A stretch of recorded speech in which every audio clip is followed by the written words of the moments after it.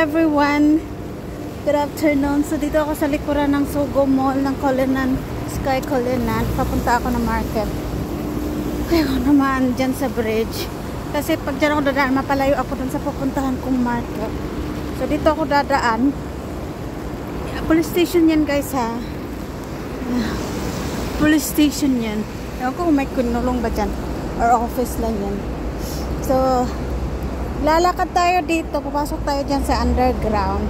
Problema guys, nahirapan ako maglakad kanina.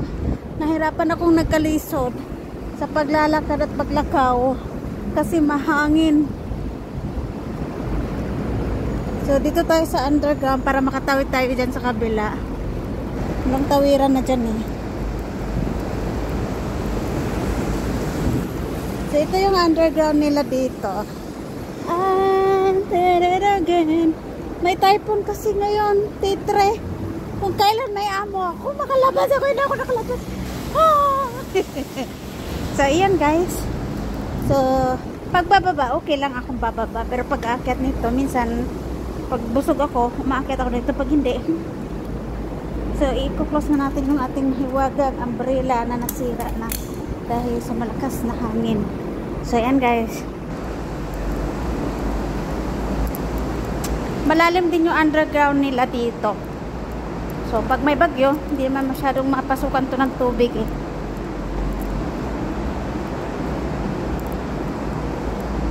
Pag may bagyo, pwede to tambakan ng ano. Tambakan ng tubig.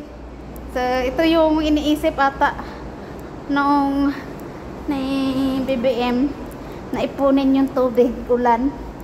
Dito. So, actually, pwede nila itong, paglagyan ng tubig. For the meantime, pag marami ng tubig sa taas, pag maraming tubig sa taas, papasok naman talaga dito, actually. So, may mga drainage din to, kahit ano. Kahit underground to, may mga drainage din yan. So, ito yung side, guys. Hindi siya nakakatakot. Iwan ko lang nakakaano dito. Maganda to tambayan ng mga helper.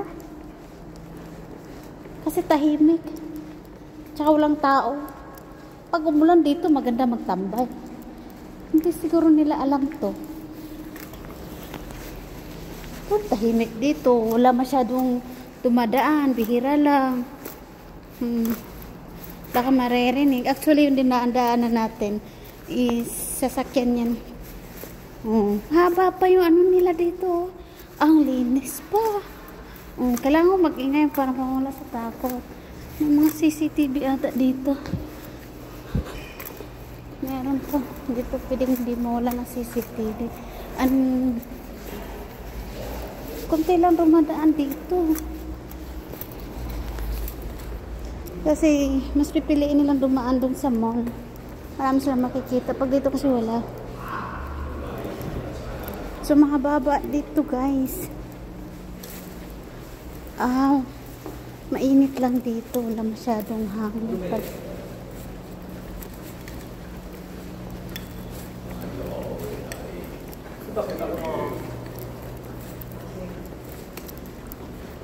Ibang lawa.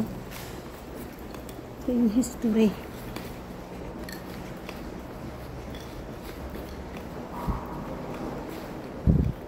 Para dito sumunto eh.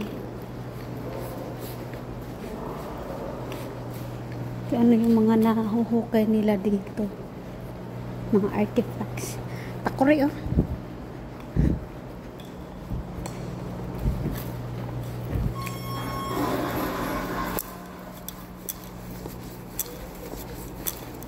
Thank you.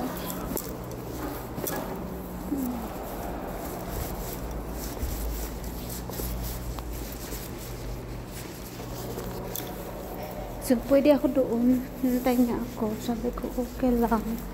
Then, pwede din dito. Dala pala yung hagdan. Meron dyan. Meron din dito. Mainit dito. Kaya pala ayaw nila.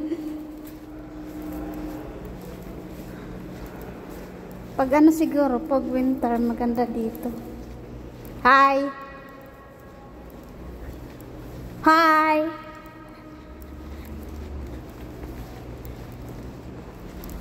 Hello.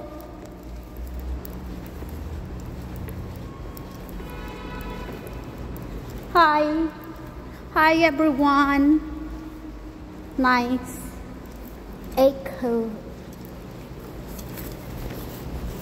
Left to King Fok Street. Oh, may left pa dito. Try natin pa.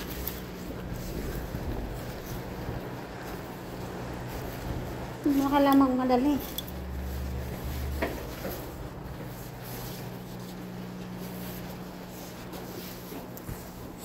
Bilis lang yan kasi mababa lang. Yan. Calling the attention of the following passenger. Please come in.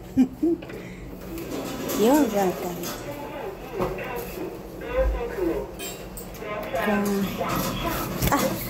Close. Ground floor. Subway. Subway. Langsang.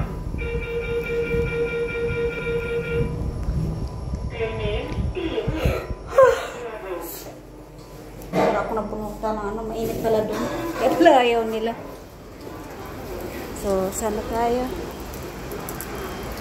Ayun ang hagdan. Dito tayo kasi ano to. Yung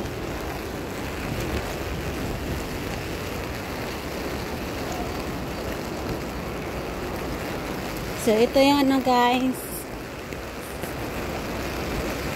Ang bangs niya.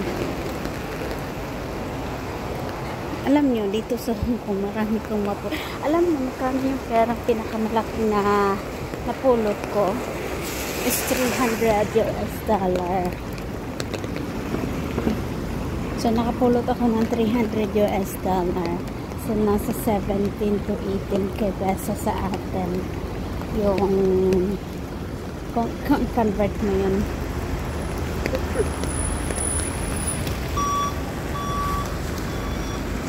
Kayo guys, magkano yung mga ano, pinakamalaking na ano nyo? Pinakamalaking na nakita nyo sa daan habang naglalakad kayo. During that time, saya din ako kasi nga, ito is my first time talaga. I'll never expect na makakapulot ako ng US dollar. Because iling gigapish. So anyway guys, yung napupulot ko minsan kasi is Hong Kong dollar. So 20, 70, 100. Hindi pa ako nakakapulot ng 500 or 1,000 Hong Kong dollar. So during that time kasi alam ko may pakiramdam. Alam mo yung feelings, yung pakiramdam na something na may makikita ka ganon. Kasi ako meron akong ganyan na may pakiramdam ako na time na makakakita ako ng ahas. So makakita talaga ako, and then may pakiramdam din ako na feeling ko makakita ako ng pera. So sabi ko nung time na yun, sabi ko, sana makakita ako ng pera kasi yung pakiramdam ko. Pero